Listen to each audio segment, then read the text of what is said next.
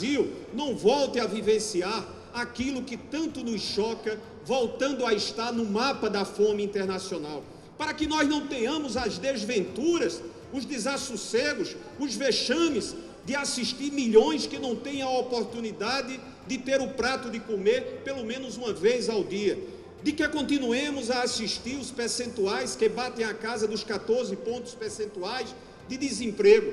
Isso não pode mais ser algo normal ou banalizado como nós temos assistido. Um grande abraço a todos, as nossas saudações e muito grato e honrado de poder lhes falar em nome do Senado e em nome do presidente Rodrigo Pacheco. Os nossos cumprimentos e os nossos agradecimentos.